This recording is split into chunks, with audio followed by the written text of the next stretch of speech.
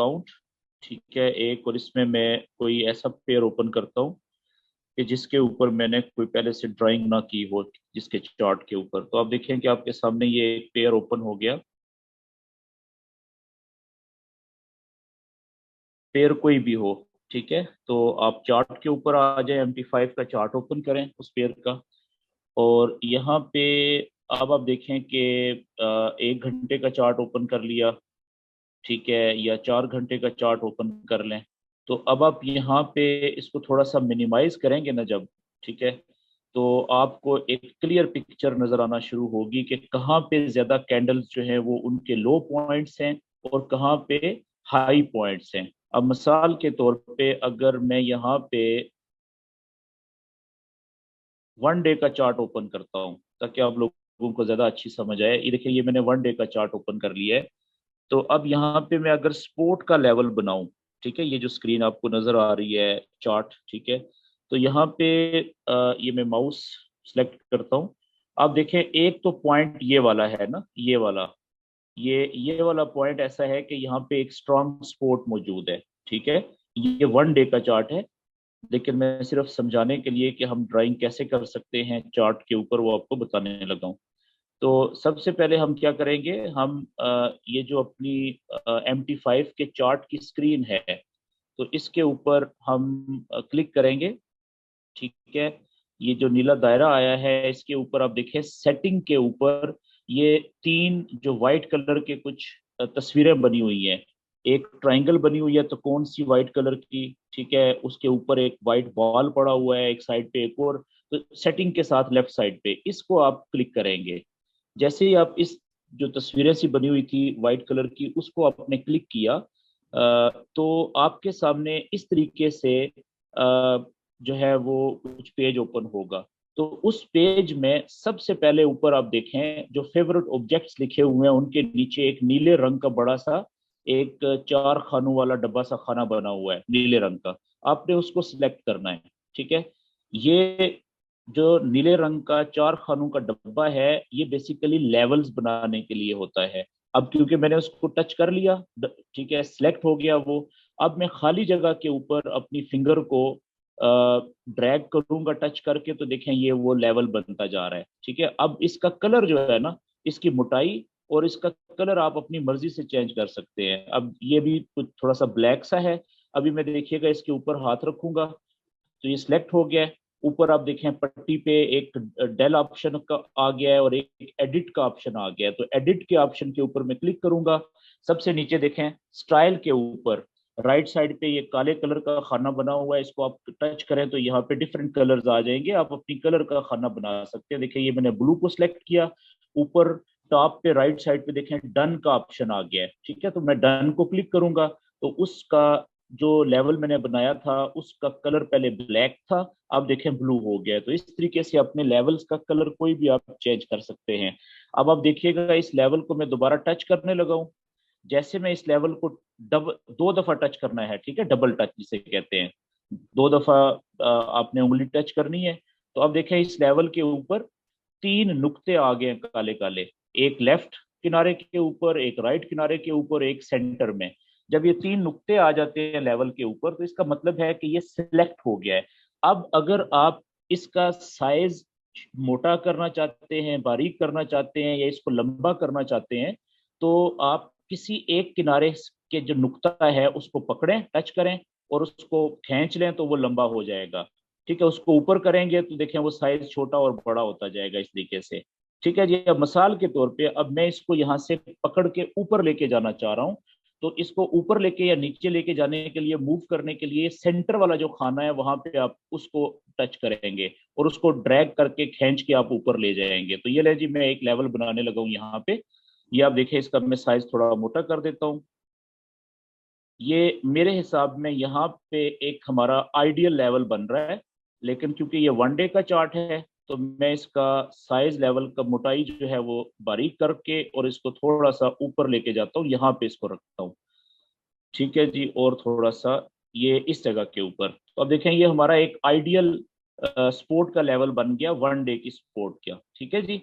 इस इसी तरीके से आप अगर ऊपर बनाना चाह रहे हैं, एक रेजिस्टेंस का लेवल बनाना चाह रहे हैं कहीं पे, तो एक तो यही तरीका हो गया दोबारा कि यहाँ पे आप टच करें इसको, चार्ट को, वो नीला दायरा आए, फिर वो सेटिंग के ऊपर वाली जो तीन ये तो कोने सी बनी हुई है इसको क्लिक करें, फिर वो ऊपर रेक्टेंगल जो लेफ्ट साइड पे है उसको टच करें, सिलेक्ट करके आप दोबारा नीचे लाएं इधर खाली जगह पे इसको, ठीक है, लेवल बनाएं, फिर सेंटर से पकड़ के जहां पे इसको आप लेके जाना चाह रहे हैं वहां पे लेके चले जाएं। ठीक है, मिसाल के तौर पे एक लेवल यहाँ पे है, ये इस जगह के ऊपर, ये, ठीक है, ये मैंने यहाँ पे रख दिया, तो ये हमारा एक रेजिस्टेंस का बड़ा अच्छा लेवल बन गया।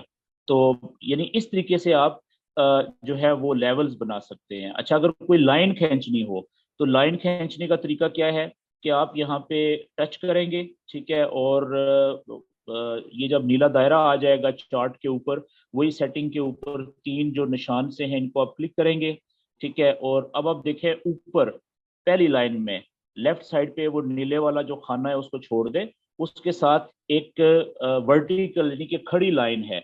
अगर आपको खड़ी लाइन खींचनी है, खड़ी लाइन की जरूरत नहीं होती, उसके साथ ही आप देखें तीसरे नंबर पे एक टेढ़ी लाइन पड़ी हुई है, ठीक है जी, तो टेढ़ी लाइन को आप क्लिक करें, तो अब वो टेढ़ी लाइन जो है ना, ये देखें आप फिंगर को टच करेंगे तो वो सिलेक्ट होगी। इसका कलर भी आप उसी तरीके से चेंज कर सकते हैं, इसको पकड़ के देखें, ये कहीं से ऊपर नीचे कहीं पे भी आप रख सकते हैं, ऐसे घुमा सकते हैं इसको।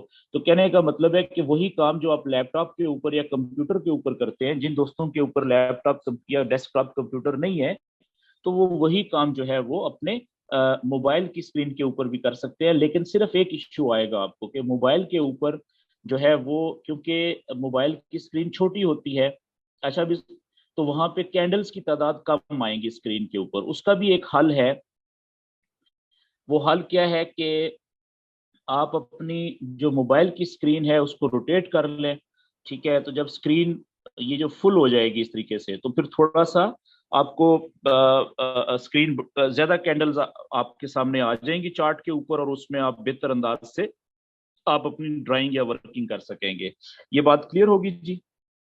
लेकिन अ, एक प्रॉब्लम ये रहेगा कि देखें, जो लैपटॉप होता है या कंप्यूटर होता है उस पे आप बड़ी आसानी के साथ जो है वो काफी कुछ ड्राइंग कर सकते हैं अपने हिसाब से, ठीक है, और बड़ी पिक्चर आप देख सकते हैं, बहुत ज्यादा कैंडल्स को दूर तक क्लियर देख सकते हैं। लेकिन स्क्रीन छोटी होने की वजह से मोबाइल के अंदर उतनी आसानी तो नहीं होती। लेकिन जिसके पास नहीं है वो जाहिर सी बात है उसके लिए मोबाइल की स्क्रीन भी काफी होती है। ओके जी, एक तो ये आपको जी बताना था। अब वापस मैं आने लगा हूँ अपनी लैपटॉप की स्क्रीन के ऊपर, लेकिन उससे पहले मुझे इसको करना है लेफ्ट। ओके,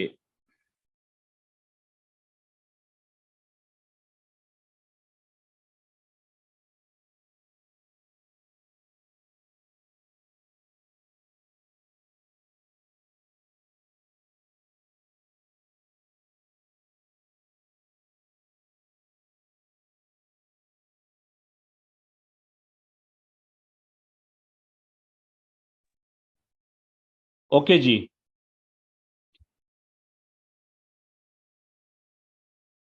हम वापस आ चुके हैं जी। लैपटॉप की स्क्रीन आपके साथ शेयर हो रही है इस वक्त। और हम क्या करते हैं कि जहाँ पे हमने कल का सेशन खत्म किया था वहां से ही आगे उसी को ओपन करते हैं। तो यहाँ पे मैंने जो चार्ट सेव किए हुए हैं यहाँ से मैं ओपन कर लेता हूँ। हमने ये आई थिंक यूरो CHF का सपोर्ट एंड रेजिस्टेंस के हमने लेवल बनाए थे। तो क्योंकि मैंने सेव किए हुए हैं तो अब देखें वही वाली जो ड्राइंग थी हमारी कल वाली वो यहाँ पे हमारे सामने ओपन हो गई है। हम यहाँ पे क्या करेंगे कि जल्दी से हम 4 घंटे का चार्ट ओपन कर लेते हैं। ये 1 डे का चार्ट ओपन हुआ हुआ है, ठीक है। अब आप देखें कि कल जिस वक्त हम ये बात कर रहे थे उस वक्त अगर मैं 1 घंटे का चार्ट ओपन करूं तो हम कहाँ पे थे। जो मार्केट थी, कैंडल्स जो मूव कर रही थी वो आई थिंक उस वक्त यहाँ पे कहीं पे थी, इस जगह पे, ठीक है, यहाँ पे। तो हमने ये 1 घंटे का लेवल बनाया था रेजिस्टेंस का, ये वाला जो फिरोजी कलर का है। अब आप देखें कि मार्केट ने क्या किया। उसके बाद हमारे सेशन खत्म होने के बाद मार्केट ने ये 1 घंटे वाली जो रेजिस्टेंस थी इसको तोड़ा, ठीक है, क्योंकि 1 घंटे वाली रेजिस्टेंस जो है वो वीक होती है, ठीक है। वो चाहे सपोर्ट हो चाहे रेजिस्टेंस हो, उसको तोड़ना आसान होता है, कमजोर होती है। आप देखें कि यहाँ पे 1 घंटे वाली एक कैंडल, दो कैंडल और तीन कैंडल्स तो इसको तोड़ने में कामयाब नहीं हुई, लेकिन चौथी कैंडल ने इसको देखें ना सिर्फ तोड़ा, बल्कि इसको तोड़ के ये कैंडल क्लोज भी ऊपर हुई। और बल्कि इस कैंडल को रोका किसने? जो हमारा 4 घंटे वाला ऊपर रेजिस्टेंस का बड़ा लेवल था, ठीक है जी। अब देखें यहाँ पे इसने रोका इसको, तो ये वाला लेवल तो टूट गया ना फिर। अब आप देखें कि ये वाला जो बड़ा लेवल था 4 घंटे वाला, वो नहीं टूट सका। 1 घंटे की एक इस कैंडल को भी रोका, दूसरी कैंडल को भी ऊपर नहीं जाने दिया। 2 घंटे, 3 घंटे, 3 घंटे के बाद देखें एक कैंडल ऊपर गई थोड़ी सी, लेकिन क्लोज ऊपर नहीं हुई, ठीक है। देखें वापस नीचे आके क्लोज हुई, और नीचे आई तो कहा किसने रोका? वही जो 1 घंटे का पहले रेजिस्टेंस का लेवल था, अब यहाँ पे वो सपोर्ट बन गया है। अब देखें उसने इसको नीचे जाने से रोक दिया। फिर अगली कैंडल देखें, इस सपोर्ट के वीक लेवल को, 1 घंटे के लेवल को भी तोड़ के नीचे नहीं गई, यहां से वापस ऊपर गई, तो ऊपर रेजिस्टेंस के बड़े लेवल ने उसको ऊपर जाने से रोका। आप देखें 1, 2, 3, 4, 5, 6, 7, 8, 9, ठीक है, और 10, 11, 12 घंटे तक ये वाला जो रेजिस्टेंस का लेवल था नीले वाला, 4 घंटे के चार्ट के मुताबिक वाला, इसने 12 घंटे तक कैंडल्स को ऊपर नहीं जाने दिया। ये देखें 4 घंटे की पहली कैंडल को रोका, ये मैंने 4 घंटे का चार्ट ओपन कर लिया है। फिर 4 घंटे की दूसरी कैंडल, 4 घंटे की तीसरी कैंडल, ये 12 हो गए। और ये जो चौथी कैंडल थी, ठीक है, 4 घंटे वाली, वो तोड़ के ऊपर जाने में कामयाब हुई। और आप देखें कि ये क्लोज भी ऊपर हुई है। ना सिर्फ इसने इस चैन को तोड़ा, रेजिस्टेंस को, बल्कि ये कैंडल क्लोज भी ऊपर हुई। अगर आप 1 घंटे का चार्ट ओपन करें तो आप देखें कि 1 घंटे में ये वाली वो कैंडल है, ठीक है, जिसने इसको ऊपर की तरफ ना सिर्फ तोड़ा, बल्कि यह देखें कि ये काफी ऊपर जाके कैंडल क्लोज भी ऊपर हुई है। तो हम क्या कहेंगे कि ये चैनल टूट गया, रेजिस्टेंस का जो लेवल था ये टूट गया, ठीक है। और इसके बाद अब आप देखें जो असल बात है कि इस जगह के ऊपर, यहां पे आप चेक करें कि ये कैंडल यहां पे क्लोज हुई। अब मैं, जब भी आपने कैंडल्स की मूवमेंट को स्टडी करना हो, तो अगर आप अभी, जैसे मैंने 4 घंटे की जो है वो चार्ट ओपन किया, ठीक है, हम इस जगह पे देखना चाह रहे हैं, यहां पे इस जगह के ऊपर, कि कैंडल किस तरीके से मूव हुई, ठीक है। तो अब 4 घंटे की कैंडल तो सीधी सीधी बता रही है कि ये 4 घंटे वाली कैंडल इसने तोड़ा, यहां तक ऊपर गई थी, ऊपर 1 घंटे की रेजिस्टेंस का लेवल था, उसने इसको वापस नीचे की तरफ धकेला, लेकिन नीचे वाले रेजिस्टेंस के लेवल से ऊपर ही ये कैंडल क्लोज हो गई, ठीक है। लेकिन इसको मजीद अगर बारीकी में जाके आप स्टडी करना चाहें, तो 4 घंटे से छोटा चार्ट ओपन कर लें। 4 घंटे से छोटा चार्ट कौन सा होता है जी? 1 घंटे का। 4 घंटे से छोटा 1 घंटे का चार्ट होता है। क्यों 2 घंटे का हम यूज नहीं करते? तो जब 1 घंटे का चार्ट ओपन किया तो ये देखें क्लियर 1 घंटे की कैंडल, ये पता लगी कि ये वाली 1 घंटे की कैंडल थी जिसने इसको तोड़ा था, और ऊपर भी ऊपर क्लोज हुई थी। अब आप देखें अगली जो कैंडल थी वो यहां से शुरू हुई, 1 घंटे वाली।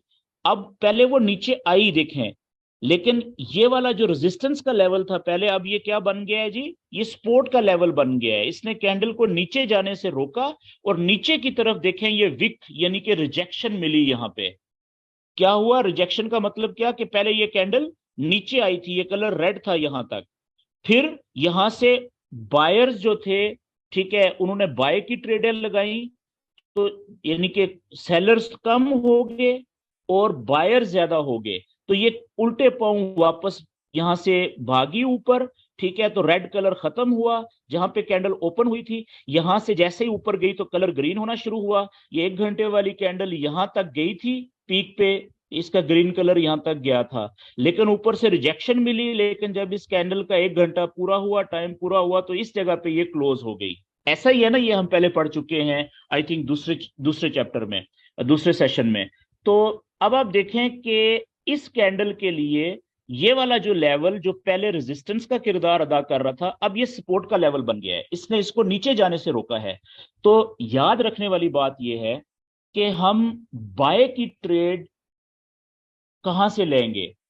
दो ट्रेडें होती है ना बाय की, तो याद रखें कि सपोर्ट एंड रेजिस्टेंस के जो लेवल्स होते हैं ये बनाने के बाद, ठीक है, हम बाय की ट्रेड उस वक्त लेते हैं जब स्ट्रांग सपोर्ट के लेवल के ऊपर कैंडल जाके रुके। जैसे ये कैंडल थी, देखें ये वापस नीचे गई तो ये स्ट्रांग सपोर्ट था ना, यहां पे ये रुकी और सपोर्ट के लेवल के ऊपर से देखें इसको रिजेक्शन मिली, ये विक नीचे की तरफ है। इसका मतलब क्या है कि यहां से ये वापस उल्टे पांव ऊपर भागी है।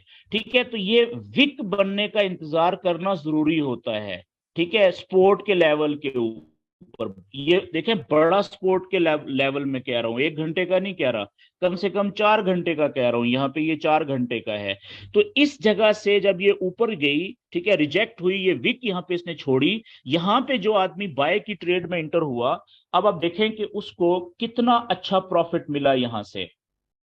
ये आप देखें कि ये इस जगह से मैं बात कर रहा हूं, यहां से आप बाय की ट्रेड में इंटर हुए, ये नीचे से रिजेक्शन विक का इंतजार करके, ठीक है, जब ये बन गई तो आप यहां से बाय की ट्रेड में इंटर हुए इस जगह से, ठीक है, बाय। और अब यहां से जब ये ऊपर जा रही है तो नेक्स्ट इसका टारगेट क्या हो सकता है? ठीक है, हमारे सामने एक ही लेवल है रेजिस्टेंस का जो कि यहां पे है।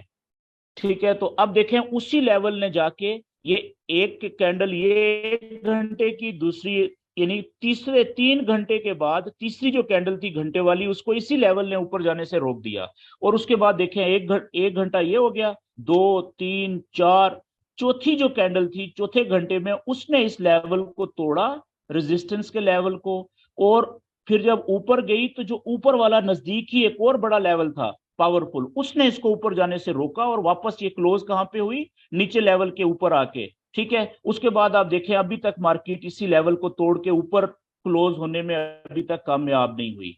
तो कहने का मतलब कि यहां से जिस आदमी ने बाय की ट्रेड पकड़ी थी इस सपोर्ट और रेजिस्टेंस के लेवल्स के मुताबिक, तो उसकी टीपी कहां पे होनी चाहिए थी? उसकी टीपी यहां पे होनी चाहिए थी, अगला रेजिस्टेंस के लेवल के नीचे यहां पे टीपी।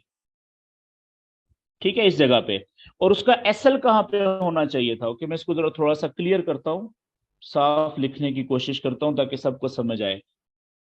लेट्स से कि बाय की ट्रेड हमने ली थी इस जगह से, ठीक है, हमारी जो टीपी थी वो थी इस जगह पे, यहां पे टीपी थी हमारी रेजिस्टेंस के लेवल से थोड़ा सा नीचे। क्यों? क्योंकि हम ये फर्ज कर रहे थे कि ये रेजिस्टेंस का लेवल कैंडल्स को ऊपर जाने से लाजम रोक लेगा, तो हमने थोड़ा प्रॉफिट लेना है, ज्यादा लालच हमने नहीं करना। और तीसरी चीज क्या, कि अब जब हमने ये ट्रेड ली थी, ठीक है, तो हमें तो नहीं पता था कि 100% यकीन तो नहीं था ना कि ये सिर्फ ऊपर ही जाएगी। तो ये वापस नुकसान में भी तो हमारी ट्रेड जा सकती थी, वापस नीचे भी आ सकती थी। तो यहां पे हमारी जो एसएल होना चाहिए था, स्टॉप लॉस होना चाहिए था, वो कहां पे होना चाहिए था? अब स्टॉप लॉस हमारा हमारा होना चाहिए था कि अगर ये वापस आती नीचे की तरफ तो हमारी ट्रेड नुकसान में जानी थी। यहां से अगर ये वापस आती नीचे की तरफ तो स्टॉप लॉस हमारा ये जो सपोर्ट का लेवल है स्ट्रॉन्ग, ठीक है, इससे थोड़ा सा नीचे, यहां पे थोड़ा सा नीचे का मतलब 15 से 20 पिप नीचे। ये पिप्स का मैं आगे आपको बताऊंगा, अभी आप फिलहाल आप यही समझें कि थोड़ा सा नीचे, ठीक है, ये इतने जगह पे यहां पे आपका एसएल होना चाहिए था कि आपने एक ट्रेड ली कि वो प्रॉफिट में जाएगी, लेकिन वो ट्रेड प्रॉफिट में जाने की बजाय बगैर किसी वजह के वो नीचे आ गई, नुकसान में जाना शुरू हो गई। अगर उसने इस स्ट्रॉन्ग रेजिस्टेंस के लेवल को तोड़ दिया नीचे जाते हुए, तो फिर इस जगह के ऊपर थोड़े नुकसान के साथ वो ट्रेड कट जानी बेहतर है, ताकि आपका ज्यादा नुकसान ना हो सके। ठीक है ना? तो अगर वो नीचे जा रही है, यहां से यहां तक पहुंच गई, तो इसका मतलब है इससे नीचे भी जा सकती है ना। ठीक है, अगर नीचे जाएगी, इतना नीचे जाएगी, तो आपका तो लॉस, नुकसान बहुत ज्यादा हो जाएगा। तो बेहतर नहीं है कि अगर आपकी ट्रेड आपके नॉलेज के मुताबिक जो आपने ली थी, सपोर्ट और रेजिस्टेंस के लेवल के नॉलेज को सामने रखते हुए, तो आप तो ये उम्मीद कर रहे थे ना कि ये यहां से ऊपर जाएगी, और जाना भी ऊपर चाहिए, 80 से 90% चांसेस है कि ये ऊपर जाती। लेकिन 100% यकीनी बात तो नहीं है कि ये ऊपर जाए, क्योंकि फॉरेक्स में 100% यकीन आप किसी चीज के ऊपर नहीं कर सकते। 10 से 20% जो रिस्क फैक्टर है, नुकसान का खौफ हर वक्त आपके जहन में रहना चाहिए। लेकिन ये जो नॉलेज है, ये आपके नुकसान को थोड़ा कर देता है। आप चाहें तो थोड़े नुकसान के ऊपर भी ट्रेड से निकल सकते हैं, क्योंकि थोड़ा नुकसान फिर अगली ट्रेड, अच्छी ट्रेड जो मिलेगी वहां पे कवर हो जाएगा। जब आप एक ही ट्रेड प्रॉफिट में जाएगी तो ये नुकसान आराम से कवर हो जाएगा, प्रॉफिट भी मिल जाएगा आपको। लेकिन अगर एक ही ट्रेड में जो आप तुक्के पे लेंगे, नॉलेज को सामने रख के नहीं लेंगे, ठीक है, तो वो ट्रेड में जो नुकसान आपका होगा ज्यादा, तो उस ज्यादा नुकसान को कवर करने के चक्कर में आप मजीद तुक्के मारेंगे, मजीद तुक्के पे ट्रेडर लेंगे, तो हो सकता है वो और ज्यादा आपका नुकसान कर दे। तो फॉरेक्स के अंदर एक चीज आपने जहन में रखनी होती है कि ये जो नॉलेज आप सीख रहे हैं, ठीक है, ये हमारा पहला नॉलेज है सपोर्ट और रेजिस्टेंस का। इसके अलावा भी काफी सारी चीजें हैं जो आगे हम सीखेंगे अगले सेशंस में। ये सारे के सारे जो टेक्निकल नॉलेज हैं, ठीक है, जितना भी जो टेक्निकल इल्म है, टेक्निकल नॉलेज है फॉरेक्स का, वो हमें ये बताता है कि कहाँ से सही जगह है ट्रेड लेने की। यहाँ पे हम बाय की ट्रेड की बात कर रहे हैं। और किस जगह पे टीपी होनी चाहिए, और अगर हमारी ट्रेड प्रॉफिट में जाए, सॉरी, तो टीपी हिट हो, और अगर हमारी ट्रेड नुकसान में जाए तो हमारा एसएल कहाँ पे होना चाहिए, ताकि थोड़े नुकसान में ट्रेड क्लोज हो जाए, ताकि हम ज्यादा नुकसान से बच सकें। ये बात क्लियर होगी जी। अच्छा, अब आप देखें कि ये तो हो गई स्पोर्ट की यानी बाय की ट्रेड की बात। तो मैंने बात की कि जो बाय की ट्रेड होती है वो हमेशा स्ट्रॉन्ग सपोर्ट के लेवल के ऊपर से ली जाती है। स्ट्रॉन्ग सपोर्ट के लेवल के ऊपर से बाय की ट्रेड ली जाती है। लेकिन जैसे देखें, ये स्ट्रॉन्ग सपोर्ट का लेवल है नीचे, ठीक है, 4 घंटे का। यहां से आप देखें कि कैंडल ने नीचे से इसको तोड़ा है, ऊपर गई, क्लोज ऊपर हुई, अगली कैंडल नीचे की तरफ गई, लेकिन इस सपोर्ट के लेवल ने इस कैंडल को मजीद नीचे जाने से रोक दिया इस जगह पे। और नीचे ये देखें, ये इशारा भी हमें मिल रहा है, गवाही भी मिल रही है कि ये नीचे रिजेक्शन भी है, विक है नीचे, नीचे की तरफ सपोर्ट के ऊपर। ये विक हमें बता रही है कि यहां से नीचे जा रही थी लेकिन नीचे से रिजेक्ट हुई है, उल्टे पांव वापस ऊपर भाग रही है प्राइस, यानी बायर्स यहां से बाय की ट्रेड में इंटर हो रहे हैं। ये बात क्लियर होगी जी। ओके, तो अब अगली हम बात करेंगे कि सेल की ट्रेड हमें कहां से लेनी चाहिए। अब देखें आपके सामने, यही जो कल वाला जो सेशन था, इसमें हमने जो सीखा था, ठीक है, यही लेवल हमने बनाए थे। तो इसमें आप एक चीज ये नोट करें कि ये स्ट्रांग ऊपर रेजिस्टेंस का लेवल है ना, स्ट्रांग रेजिस्टेंस लेवल, ये वाला भी था, ठीक है। लेकिन अब यहां से देखें, ये कैंडल इस लेवल को तो तोड़ के ऊपर चली गई सीधी, लेकिन यहां पे ये हमने चार्ट ओपन किया हुआ है 1 घंटे का।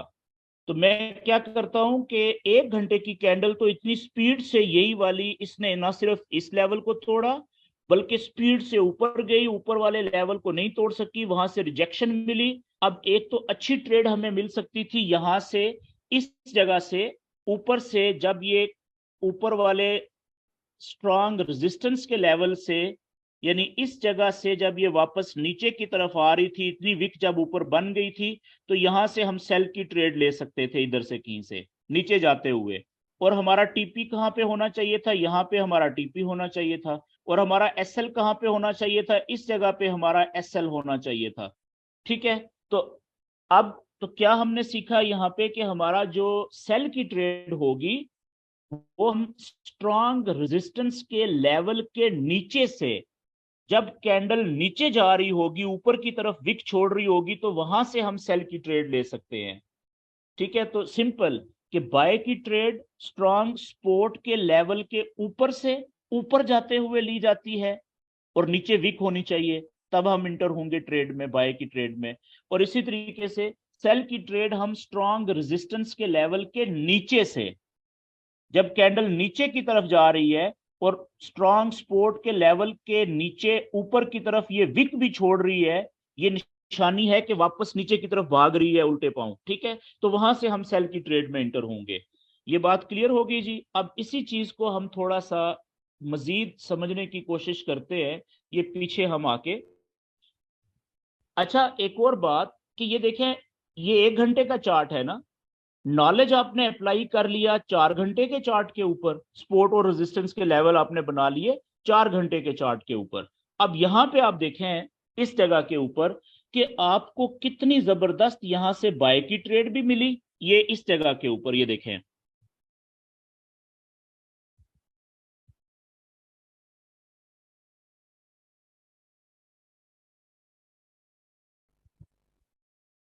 ये देखें स्ट्रॉन्ग सपोर्ट है जी, ये सारी स्ट्रॉन्ग सपोर्ट है।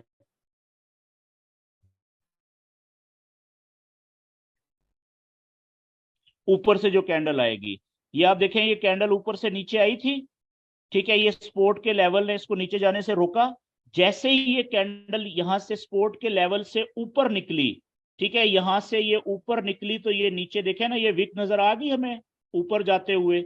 तो इस जगह से हम बाय की ट्रेड में इंटर हो गए थे, ठीक है, यहां से, क्योंकि ये ऊपर जा रही है ना कैंडल, वापस पलट रही है स्ट्रॉन्ग सपोर्ट के लेवल से ऊपर से।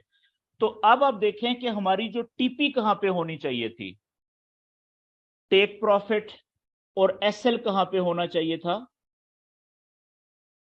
हमने बाय की ट्रेड ली यहां से, इस जगह से हमने बाय कर लिया, ठीक है। और टीपी हमारी, अगर तो आप ने हैं तो आपकी टीपी, ये जो आगे 1 घंटे का रेजिस्टेंस का लेवल था, आपकी टीपी यहां पे होनी चाहिए थी, इससे थोड़ा सा नीचे यहां पे, इस जगह पे। क्योंकि हो सकता है कि यही जो लेवल है रेजिस्टेंस का 1 घंटे वाला, यही इसको ऊपर ना जाने देता, ठीक है ना। उस वक्त तो ये कैंडल सामने नहीं कंप्लीट नहीं हुई थी ना, उस वक्त तो यहां से नीचे से ऊपर जा रही थी। अभी तो हमें पता है कि ये तो इसने तो ये तो सारे रेजिस्टेंस के लेवल फाड़ के ऊपर गई है, आखिरी जो लेवल था उसने इसको रोका है। लेकिन जब ये कैंडल मूव हो रही थी यहां से ऊपर जा रही थी, उस वक्त तो हमें नहीं पता था ना कि ये इतना ऊपर चली जाएगी। तो पहला लेवल, पहली जो टीपी थी आपकी यहाँ पे थी। लेकिन अगर आप थोड़े से आप पुराने हो गए थे, आपका तजर्बा या ग्रिप बन गई थी प्रैक्टिस कर करके, तो ज्यादा से ज्यादा आप अपनी टीपी यहाँ पे जो पहला बड़ा लेवल था मजबूत रेजिस्टेंस का, उसके नीचे आप यहाँ पे रख सकते थे। ठीक हो गया जी। आगे हम आते हैं एसएल के ऊपर, स्टॉप लॉस के ऊपर। सिंपल। अब आप देखें, एक चीज आप नोट करें कि यहाँ पे जो एसएल था, जिस आदमी ने स्ट्रॉन्ग सपोर्ट के लेवल के बिल्कुल नीचे लगाया हुआ था, तो उसका तो एसएल हिट हो गया। उसका जो एसएल है वो अगर यहां पे था तो वो तो हिट हो गया, उसकी ट्रेड नुकसान में कट गई, उसको नुकसान हो गया।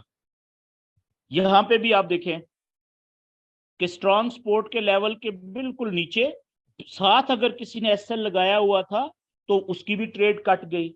तो याद रखने वाली बात है, जो एसएल होगा स्टॉप लॉस, वो स्ट्रॉन्ग सपोर्ट के बाय की ट्रेड की बात कर रहे हैं ना अभी हम। तो जो स्ट्रॉन्ग सपोर्ट का लेवल है ना, जिसके ऊपर से ऊपर जाते हुए आप बाय की ट्रेड ले रहे हैं, तो स्ट्रॉन्ग सपोर्ट के लेवल के बिल्कुल साथ नीचे नहीं लगाना, बल्कि लेवल जहां पे खत्म हो रहा है नीचे की तरफ, वहां से कम 15 से 20 पिप नीचे लगाना है। पिप कहते हैं छोटे पॉइंट को, मैं आगे समझाऊंगा आपको, ठीक है। अच्छा, अब अगर आपका एसएल थोड़ा सा नीचे होता है इस जगह पे, तो आप देखें कि आपकी ट्रेड नुकसान में नहीं कटनी थी, बल्कि वो वापस चली गई है ऊपर, प्रॉफिट में कटनी थी, टीपी हिट होनी थी। इस केस में भी अगर आपने यहां से बाय की ट्रेड ली थी, और इस केस में भी, ये बात क्लियर होगी जी। इसी तरीके से अगर हम सेल की ट्रेड लेंगे, तो सेल की ट्रेड में भी हम यही असूल इस पे अमल करेंगे कि यहां से फर्ज करें हमने ली सेल की ट्रेड इस जगह से, ये इस जगह से हमने ली सेल की ट्रेड, हमारी टीपी है, मिसाल के तौर पे हमने यहाँ पे लगाई या यहाँ पे लगाई, ठीक है, तो हम सेल की ट्रेड स्ट्रॉन्ग रेजिस्टेंस के लेवल्स के नीचे से कैंडल के नीचे जाते हुए लेते हैं ना, जब ऊपर की तरफ विक छोड़ दे वो, तो उसका जो एसएल होगा वो स्ट्रॉन्ग रेजिस्टेंस के लेवल के ऊपर बिल्कुल साथ नहीं लगाएंगे यहाँ पे, बल्कि 15 से 20 पिप ऊपर थोड़ा फासला रख के यहाँ पे हम एसएल लगाएंगे, ताकि थोड़ा सा स्पीड में अगर वो ऊपर चली भी जाए तो हमारा एसएल जल्दी जल्दी हिट ना हो, ठीक है, वरना हमारी ट्रेड तो नुकसान में क्लोज हो जाएगी और ज्यादातर केसेस में क्या होगा, वो वापस नीचे आ जाएगी, फिर आप कहेंगे काश मेरा स्टॉप लॉस थोड़ा सा मैंने ऊपर लगाया होता यहाँ पे, ठीक है। तो क्या यहाँ पे जो 15 से 20 पिप ऊपर स्टॉप लॉस आप लगाएंगे वो हिट नहीं होगा? हिट होगा, लेकिन उसके हिट होने के चांसेस कम होते हैं, ठीक है। तो ज्यादातर केसेस में जिन दोस्तों ने रेजिस्टेंस के लेवल के बिल्कुल साथ ऊपर एसएल लगाया होता है, उसके ज्यादा चांस होते हैं हिट होने के। तो यहाँ पे एसएल साथ बिल्कुल नहीं होना चाहिए, बल्कि कम से कम 15 से 20 पिप का फासला होना चाहिए, इधर होना चाहिए। और इसी तरीके से अगर बाय की ट्रेड ले रहे हैं तो स्ट्रॉन्ग सपोर्ट के लेवल के बिल्कुल साथ नीचे नहीं लगाना चाहिए एसएल, बल्कि कम से कम 15 से 20 पिप नीचे यहाँ पे एसएल होना चाहिए, बिल्कुल साथ नहीं होना चाहिए, ठीक। ये बात क्लियर होगी जी? ओके, आगे चलते हैं।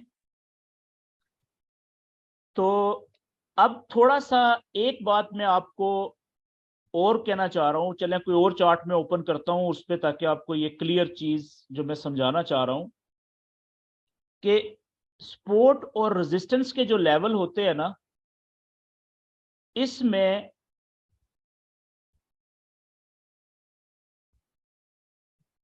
हमारे लेवल्स दो तरह के होते हैं।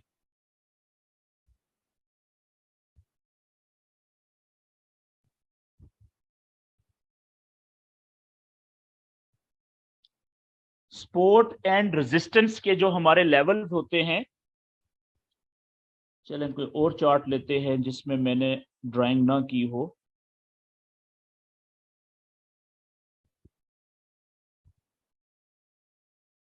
ओके जी, इसका मैं 4 घंटे का चार्ट ओपन करता हूं। ये मैं ऑस्ट्रेलियन डॉलर और कैनेडियन डॉलर का चार्ट ओपन किया है। तो ये मैंने 4 घंटे का चार्ट ओपन कर लिया। पीछे तो मैंने बहुत कुछ ये देखे सर नॉलेज अप्लाई किया हुआ है, उसको आप छोड़ दें, ये आगे फ्रेश है बिल्कुल। अब आप देखें यहाँ पे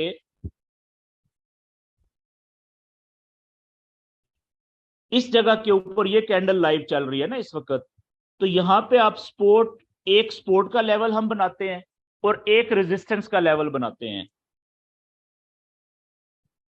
बताना आपको ये चाह रहा हूं कि सपोर्ट और रेजिस्टेंस के लेवल्स दो तरह के होते हैं। सपोर्ट और रेजिस्टेंस के जो लेवल्स होते हैं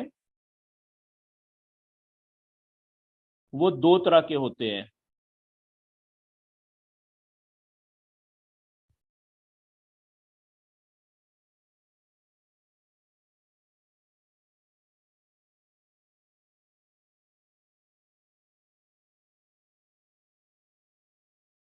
कौन सी दो तरह के होते हैं जी? पहली किस्म, उसे हम कहते हैं छोटे लेवल या छोटा लेवल, छोटा लेवल, जिसको इंग्लिश में हम कहते हैं माइनर लेवल।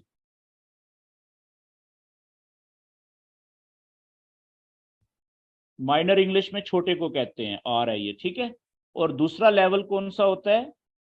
बड़ा लेवल, उसको हम कहते हैं मेजर लेवल,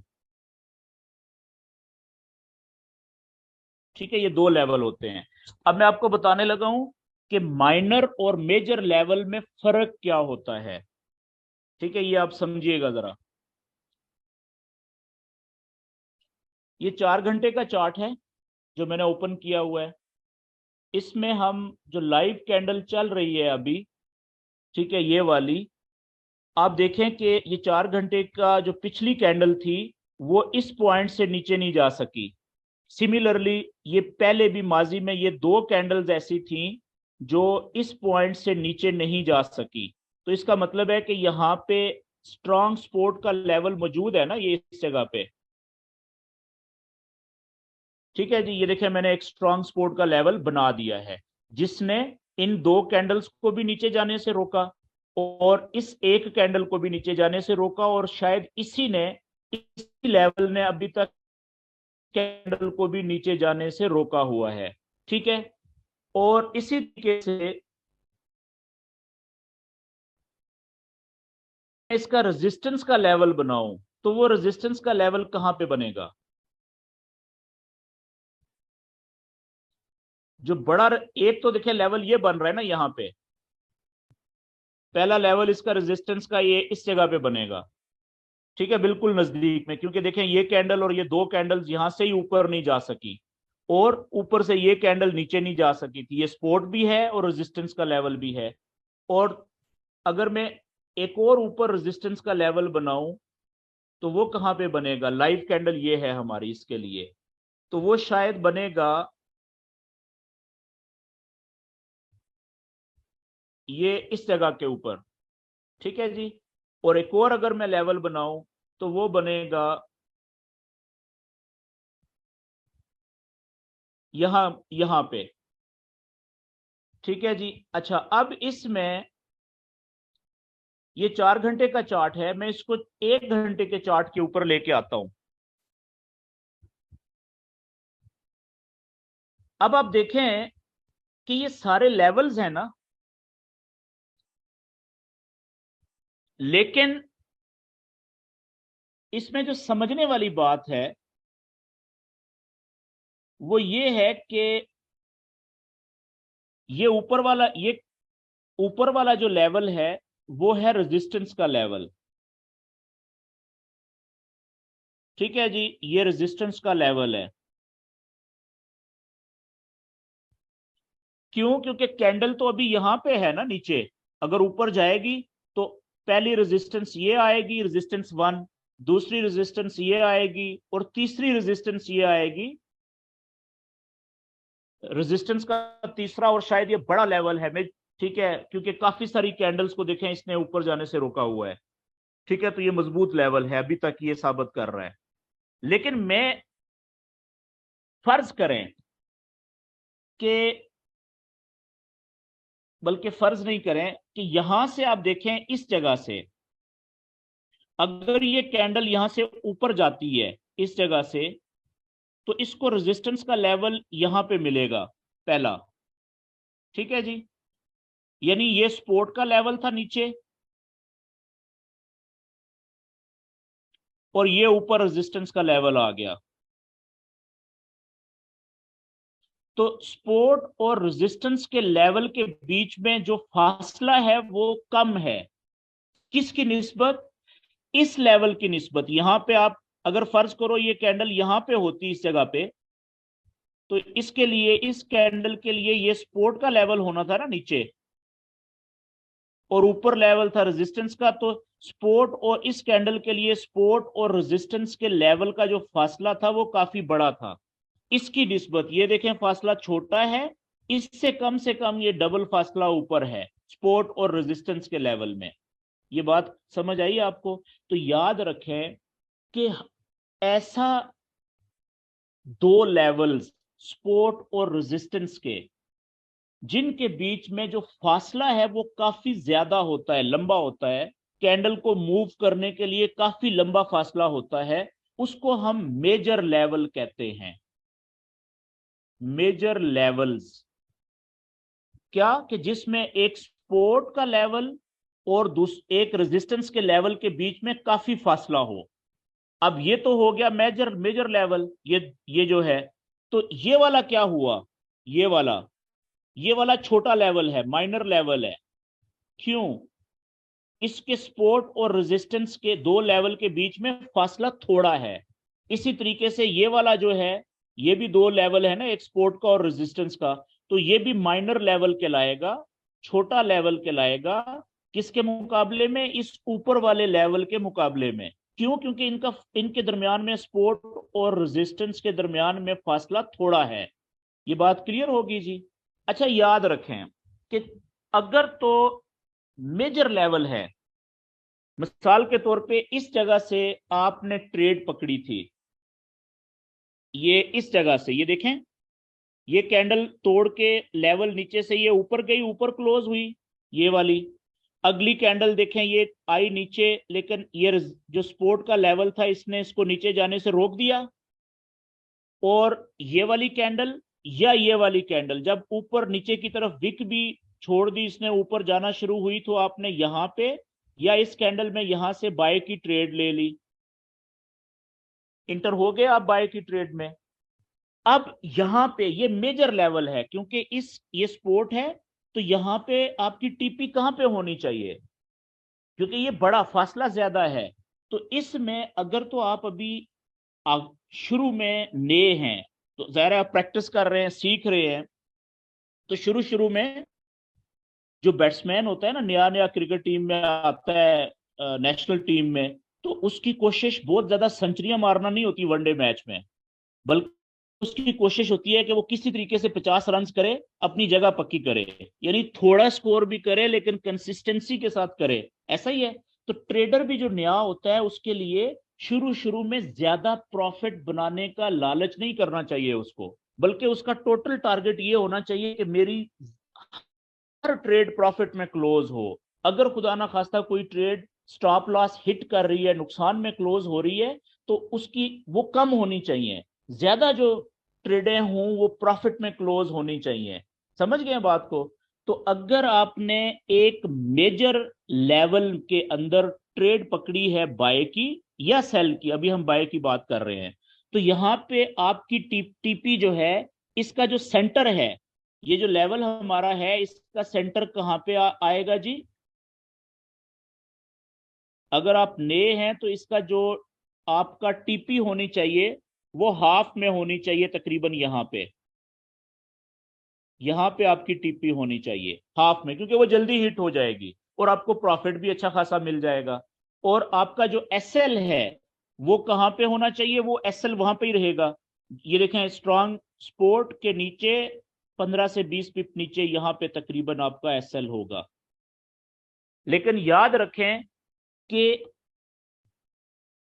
एसएल और टीपी का इतना आपको पता होना चाहिए कि अगर आपका एसएल हिट होता है मिसाल के तौर पे, तो नुकसान होता है $5 मिसाल के तौर पे। अगर एसएल हिट होता है तो नुकसान होता है जी $5। तो जो टीपी होनी चाहिए वो अगर हिट हो तो कम से कम $10 प्रॉफिट आना चाहिए। कम से कम टीपी और एसएल की कैलकुलेशन ये होनी चाहिए कि एक एसएल हिट हुआ तो जितना नुकसान हुआ, तो अगर वो टीपी हिट हो जाती तो उससे डबल आपको प्रॉफिट होना चाहिए था। इससे कहते हैं risk and reward ratio. Short में इसको लिखते हैं RRR। ये होती है कम से कम शुरू में 1:2 होनी चाहिए, कि अगर $1 आपका नुकसान हो रहा है ना स्टॉप लॉस की सूरत में, तो टीपी आपकी कम से कम $2 के फासले पे होनी चाहिए, कम से कम जितना स्टॉप लॉस है उसके डबल टीपी होनी चाहिए शुरू में। लेकिन जब आपकी ग्रिप बन जाएगी तो फिर ये हो जाना चाहिए 1:3, कि प्रॉफिट 3 गुना, नुकसान 1 गुना। $1 प्रॉफिट, $3 टीपी का और $1 एसएल का। मेरी बात समझ रहे हैं? ये आगे जो जो हम बढ़ेंगे आपको चीजें मजीद आपको क्लियर होती जाएंगी। अच्छा, लेकिन अगर आपकी जब प्रैक्टिस हो जाएगी, थोड़े आप पुराने हो जाएंगे, तो फिर आप टीपी यहां पे नहीं रखेंगे, फिर आप टीपी इस जगह पे रखेंगे, इधर। ठीक है, फिर आप क्या करेंगे कि जैसे ही आपकी ट्रेड थोड़ी सी, आपने यहां से ट्रेड बाय की ली थी, जब आप देखेंगे ना आपकी ट्रेड अब प्रॉफिट में जाना शुरू हो गई है, इधर आ गई है कहीं पे इधर, तो आप क्या करेंगे कि इस एसएल को, स्टॉप लॉस को यहां से हटा के आप यहां पे ऊपर लगा देंगे, यहां पे कहीं पे। अब क्या होगा कि आपकी ट्रेड तो प्रॉफिट में आ चुकी हुई है ना ऑलरेडी, तो आपने जो एसएल लगाया है वो अब पहले नुकसान में था, अब प्रॉफिट में एसएल लगा दिया। एसएल का मतलब क्या है? एक ऐसा पॉइंट जिसको जैसे ही वो टच करेगी प्राइस या कैंडल वो ट्रेड क्लोज हो जाएगी। सॉफ्टवेयर है ना, सॉफ्टवेयर को तो नहीं पता लगता कि ये नुकसान में क्लोज हो रहा है या प्रॉफिट में क्लोज हो रहा है। ठीक है, एसएल तो एक पॉइंट है ना, तो वो पॉइंट यहाँ पे लगाया हुआ था, जब हिट होता तो आपकी ट्रेड नुकसान में कटनी थी। अगर यहाँ पे आपने लगा दिया तो प्रॉफिट में लगा दिया है ना, अब ट्रेड प्रॉफिट में चल रही है, उससे थोड़ा सा नीचे आपने एसएल लगा दिया है। तो अब अगर ये एसएल हिट होगा तो आपकी ट्रेड प्रॉफिट में ही कटेगी, नुकसान नहीं हो सकता। तो अब आपकी टीपी आपने बढ़ा के ऊपर कर दी है कि अगर वो ऊपर चली गई, जैसे देखें ये गई है, तो आपकी मैक्सिमम ज्यादा से ज्यादा प्रॉफिट आपको मिलना था। और अगर नीचे आती तो फिर भी एसएल भी हिट होता तो आपका नुकसान में नहीं ट्रेड क्लोज होनी थी। बेशक एसएल हिट हुआ है तो प्रॉफिट ही होना था। ठीक है, बेशक थोड़ा होना था लेकिन कुछ ना कुछ प्रॉफिट ही होना था ना। ये बात क्लियर होगी जी। इसी तरीके से जब आप शुरू में सीख रहे होते हैं तो आप कोशिश ये करते हैं कि आप माइनर लेवल से ट्रेड ना लें। क्यों? आप मुख्तलिफ चार्ट है ना, दर्जनों के हिसाब से आप चार्ट खोलें, उनमें आप लेवल बनाएं, देखें कि इस वक्त कैंडल कहां पे मूव कर रही है, और अगर मेजर लेवल की सपोर्ट या रेजिस्टेंस के ऊपर है, इसका मतलब है वहां से आपको ट्रेड मिल सकती है, थोड़ा सा वॉच करें। तो कोशिश करनी चाहिए शुरू में कि छोटे लेवल से आप ट्रेड ना पकड़ें। क्यों? अगर आप यहां से ट्रेड पकड़ेंगे बाय की, अभी जैसे ये है अभी यहां पे, तो वो इसका लेवल नजदीक है ना यहाँ पे, तो लेकिन ज्यादा चांसेस ये भी हो सकते हैं कि ये थोड़ा सा ऊपर जाए फिर वापस नीचे चली जाए। मेरी बात समझ रहे हैं? लेकिन ग्रिप की बात है, अगर आप प्रैक्टिस करना चाहते हैं तो जरूर करें छोटे लेवल से भी। लेकिन जो अच्छे ट्रेडर होते हैं वो क्या करते हैं कि वो हर जगह से ट्रेड नहीं लेते, छोटे लेवल से जिसके नजदीक ही रेजिस्टेंस हो, थोड़े प्रॉफिट वाली ट्रेड वो नहीं लेते। वो क्या करते हैं कि वो बड़े लेवल ढूंढते हैं, बड़े लेवल से वो ट्रेड पकड़ते हैं, ताकि अगर जो प्रॉफिट आए तो थोड़ा अच्छा आए, बड़ा आए, ताकि उनको सीखने का मौका मिले। मेरी बात समझ गए हैं? लेकिन शुरू शुरू में प्रैक्टिस के लिए ठीक है, आप छोटे लेवल से भी ट्रेड पकड़ सकते हैं, नो इश्यू। आपको आप सीखेंगे अपनी गलतियों से भी। ये बात क्लियर होगी जी यहाँ पे? अच्छा जी, अब एक चीज और रह गई है आज के टॉपिक में, उसे हम कहते हैं multi time framing. Multi time framing क्या होती है? इसके लिए मैं जल्दी से कोई और फ्रेश चार्ट ओपन करता हूं। जैसे मिसाल के तौर पे एक ये चार्ट है, न्यूजीलैंड डॉलर और कैनेडियन डॉलर। फ्रेश चार्ट में इसलिए ओपन करता हूं क्योंकि उसमें लाइनें नहीं लगी होती पहले से, वरना फिर मुझे मिटानी पड़ती हैं। ओके, टाइम बचाने के लिए। अब आप देखें कि यहां पे मैंने चार्ट ओपन कर लिया वन डे का। ओ, इसमें भी मैंने देखे ये कुछ नॉलेज अप्लाई किया हुआ है ऑलरेडी। ओके जी, हम कोई फ्रेश चार्ट और देखते हैं, क्योंकि वन डे का चार्ट भी हमने ओपन करना है। ये एक चार्ट है जी, पेयर है न्यूजीलैंड डॉलर और CHF।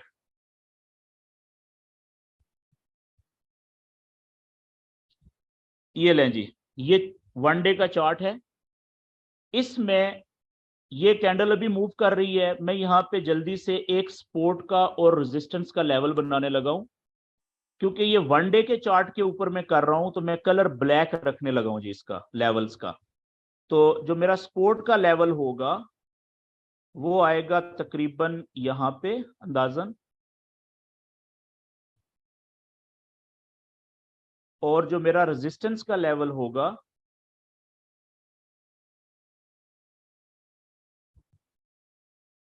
वो कुछ इस तरीके से यहां पे आ जाएगा। ठीक है जी, ये आप देखिए मैंने वन डे के चार्ट के ऊपर किसी भी पेयर के ऊपर ये एक सपोर्ट का मेजर लेवल और रेजिस्टेंस का ये मेजर लेवल है। क्योंकि वन डे का चार्ट है, बहुत बड़ा गैप है बीच में। ठीक है, मैंने बना लिया। लेकिन एक चीज नोट करें कि ये मैंने जो लेवल बनाया है ना सपोर्ट और रेजिस्टेंस के, इनका कलर ब्लैक रखा है। क्यों? ताकि मुझे याद रहे कि ये रेजिस्टेंस भी वन डे के चार्ट वाली है और ये सपोर्ट भी वन डे के चार्ट वाली है। अब आप देखिएगा कि मैं वन डे के चार्ट से छोटे चार्ट में आने लगा हूं, 4 घंटे के चार्ट पे। तो मेरा जो बड़े लेवल तो यही रहेंगे ना, ये देखें, ये आप देख रहे हैं कि ये देखें कितना आइडियल आपके लेवल आपके सामने आ गए हैं 4 घंटे के चार्ट पे, कि ये मेजर सपोर्ट और मेजर बन गया ना रेजिस्टेंस, क्योंकि देखें गैप कितना ज्यादा है। ये 4 घंटे की कैंडल है एक, ये बहुत बड़ी कैंडल्स हैं, यानी कि बहुत बड़ा गैप है ये। तो अब आप देखें कि 4 घंटे के चार्ट के ऊपर इन दो लेवल्स के बीच में भी कई जगह के ऊपर आपको सपोर्ट और कई जगह के ऊपर रेजिस्टेंस के लेवल्स नजर आ रहे हैं। ये देखें यहाँ पे भी कैंडल्स नीचे जाते हुए भी रुकी हैं, ऊपर जाते हुए भी रुकी हैं, यहाँ पे भी ऐसा ही है। तो अब मैं 4 घंटे के चार्ट के मुताबिक जो इन दो बड़े लेवल्स के बीच में जो लेवल्स बन रहे हैं ना सपोर्ट और रेजिस्टेंस के, वो बनाने लगा हूं। लेकिन उनका जो 4 घंटे के लेवल्स का जो मैं कलर है, वो मिसाल के तौर पे मैं ये रख देता हूं, ब्लू रख देता हूं, ठीक है, ये वाला लाइट ब्लू। तो अब मैं 4 घंटे के इन दो लेवल्स के बीच में जो बड़े लेवल्स बन रहे हैं सपोर्ट और रेजिस्टेंस के, वो मैं बनाने की कोशिश करता हूं जी।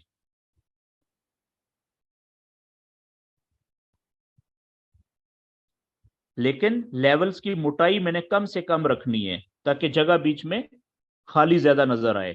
ठीक है, तकरीबन अंदाजन ये देखें लेवल मेरा 1 हो गया जी।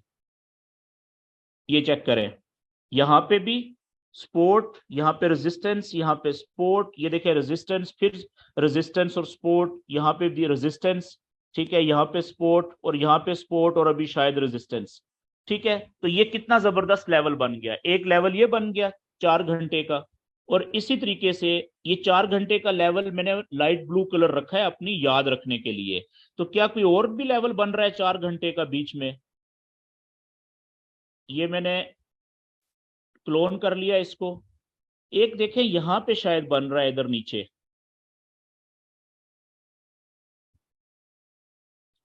तकरीबन कुछ इस तरीके से यहां पे बन रहा है। इसका मैं ये लेवल का मोटाई जो है वो और कम करता हूं इसकी भी, ताकि बीच में जगह ज्यादा रहे। बस 2 मिनट में मैं अपना टॉपिक खत्म कर लूंगा ये। तो अब देखें कि हमारे ये लें जी, ये दो लेवल बन गए 4 घंटे के। अब अगर आप इसी चार्ट को 1 घंटे के ऊपर ओपन करें, अब ये 4 घंटे का था, अब 1 घंटे के ऊपर ओपन करें, तो अब आप देखें कि अभी भी आपको ये जो चार, 1 2 3 4 चार लेवल्स के बीच में आपको शायद अभी 1 घंटे के चार्ट के मुताबिक कुछ और सपोर्ट और रेजिस्टेंस के लेवल भी नजर आ रहे होंगे। ठीक है, लेकिन उनका आप कलर जो है वो चेंज कर लें। मिसाल के तौर पे उसका मैं कलर कर देता हूं, अब ये पिंक कलर कर देते हैं जी अपनी पहचान के लिए कि ये 1 घंटे का है। यहां से शुरू करते हैं, जो मुझे नजर आ रहा है शायद उसको बाद में हम एडजस्ट कर लेंगे। मेजर लेवल बना रहे हैं जहां पे ज्यादा कैंडल्स जो है वो ऊपर जाते हुए और नीचे जाते हुए रुकी हैं या मुड़ी हैं। ठीक है, उसको हम बाद में फिर अपने हिसाब से एडजस्टमेंट कर लेते हैं।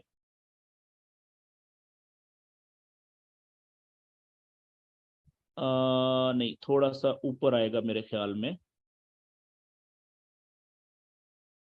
ये भी है लेवल, वैसे ये भी ठीक है इधर भी।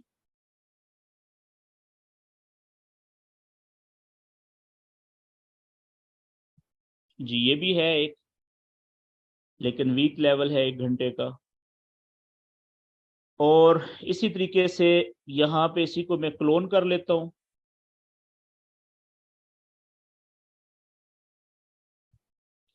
एक ये लेवल भी है तकरीबन, और इसी तरीके से एक और लेवल भी इसका बन जाएगा हमारे पास यहाँ पे नीचे, ये वाला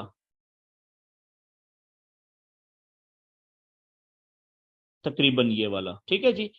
तो अब आप देखें ये हमने 1 घंटे के चार्ट के लेवल्स बना दिए। अब आप इसको, अब आप देखें इस टेक्निक को कहते हैं मल्टी टाइम फ्रेमिंग, कि चार्ट एक ही है लेकिन उस एक चार्ट में हमने 3 4, कम से कम 2 या 3 मुख्तलिफ टाइम फ्रेम के हिसाब से, मुख्तलिफ चार्ट्स के हिसाब से हमने सपोर्ट और रेजिस्टेंस के लेवल बना दिए और उनका कलर हमने डिफरेंट रख दिया, ताकि देखने से ही हमें पता चल जाए कि ये जो बड़ा लेवल है ये है 1 डे का, ये बहुत स्ट्रांग लेवल है, और बीच में जो लाइट ब्लू है ये भी दूसरे नंबर पे स्ट्रांग लेवल है 4 घंटे के चार्ट के मुताबिक। ठीक है, तो लेकिन सबसे जो वीक लेवल्स हैं वो कौन से हैं, ये जो पिंक कलर वाले हैं 1 घंटे वाले। तो अब इसमें हमारा टारगेट क्या होना चाहिए, हमारा टारगेट ये होना चाहिए कि जब भी हम ट्रेड लें ना, ठीक है, बाय की या सेल की, तो हम 1 घंटे को स्किप कर दें। 1 घंटे के लेवल के ऊपर से हम बाय या सेल की ट्रेड ना लें, बल्कि कम से कम कोशिश करें कि आइडियल ट्रेड वो होगी जो मेजर बड़ा लेवल है 1 डे का स्पोर्ट का, वहां से अगर हमें बाय की ट्रेड मिले नीचे से ऊपर जाते हुए, जैसे देखें यहां से मिली थी, यहां से मिली थी, यहां से मिली थी, यहां से मिली थी, ठीक है, या अगर सेल की ट्रेड है तो जैसे यहां से मिली, जैसे यहां से इस कैंडल में, आज की कैंडल में ऊपर से मिल चुकी है, यहां से मिली थी सेल की ट्रेड, तो कोशिश करें कि हम बाय और सेल की, पहली हमारी कोशिश होनी चाहिए ट्रेड हम लें 1 डे के स्पोर्ट के ऊपर जाती हुई बाय की ट्रेड, और रेजिस्टेंस के लेवल से नीचे जाती हुई ऊपर की तरफ विक छोड़ती हुई जो कैंडल है, तो वहां से हम सेल की ट्रेड लें। लेकिन हर वक्त आपको 1 डे के चार्ट के मुताबिक ट्रेड नहीं मिलेगी, ठीक है, तो फिर मजबूरी में आप देख रहे हैं, आपने 5 7 10 चार्ट मुख्तलिफ देख लिए हैं, 1 डे के हिसाब से जो है आपको ट्रेड नहीं मिल रही, तो मजबूरी है। लेकिन 4 घंटे के चार्ट के मुताबिक आपको बड़ी जबरदस्त ट्रेड मिल रही है, तो फिर सेकेंड ऑप्शन आप रखें 4 घंटे के सपोर्ट या रेजिस्टेंस के लेवल से ऊपर जाते हुए और नीचे जाते हुए आप ट्रेड पकड़ें। बाय की सपोर्ट से ऊपर जाते हुए नीचे वीक होनी चाहिए, सेल की रेजिस्टेंस से नीचे जाते हुए ऊपर की तरफ वीक होनी चाहिए, तब सेल में एंटर हो जाए। मेरी बात समझ गए जी? तो इस टेक्निक को हम कहते हैं मल्टी टाइम फ्रेमिंग। इससे हमें आइडिया हो जाता है कि कौन सी जगह हमारी ट्रेड लेने के लिए सही हो सकती है। मजबूत लेवल के ऊपर से जब रिजेक्शन हो रही है तो वहां से हमने इंटर होना है, जब कैंडल वापस पलट रही है। मेरी बात समझ गए? तो आज का टॉपिक मेरा यहाँ पे खत्म होता है। अब मैं आपके माइक अभी ओपन कर दूंगा, तो आप दोस्तों ने जो क्वेश्चन करने हैं वो जरूर कीजिएगा, ठीक है। अगले 10 15 20 मिनट हमारे पास हैं क्वेश्चन आंसर सेशन के लिए।